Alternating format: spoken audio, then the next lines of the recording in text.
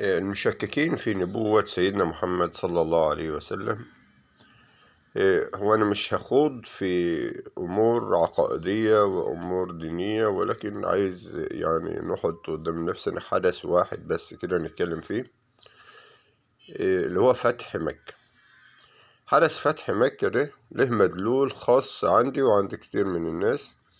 عايزين نبص عليه كده بالتفصيل ايه اللي حصل. انت هاتلي اجمع كل قادة العالم، اعمل لهم فايل كده لكل قادة العالم، كل الجيوش اللي انتصرت في الحروب في العالم، كل القادة اللي انتصروا بعد هزيمة، وشوف لي هم ازاي تصرفوا.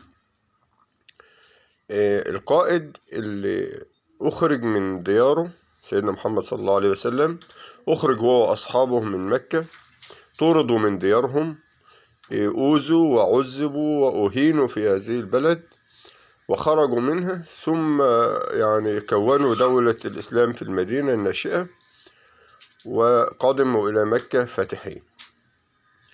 تخيل أي قائد في العالم على مر التاريخ، على مر العصور، مهما يكن عظمة هذا القائد، انتصر على هؤلاء الناس الذين أذوه وأخرجوه وعذبوه وأذوا قومه.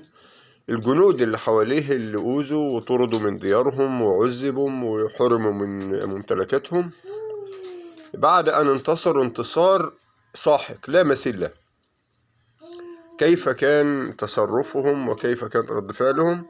كيف كان تصرف القائد محمد صلى الله عليه وسلم مع الناس اللي عذبوه وآذوه وطردوه من دياره حينما انتصر عليه؟ استطاع أن يعني يعفو عنهم جميعهم دون محاكمات ودون انتقامات ودون أي ردة فعل على ما حدث له. لم تأخذه يعني غرور الانتصار وزهوة الانتصار حتى أن يتمتع بمكتسبات هذا الانتصار، بل ذهب إلى داره، إلى الغرفتين اللتين كان يعيش فيهما في الحياة البسيطة يعني المتواضعة، ولم يحدث يعني حتى التي لاكت كبد عمه حمزة بن أبي طالب لم يفكر في محاكمتها أو الانتقام منه.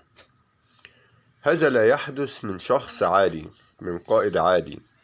لابد أن يكون هذا القائد وهذا الشخص يعني له يعني سمة وخلفية تختلف عن كل البشر.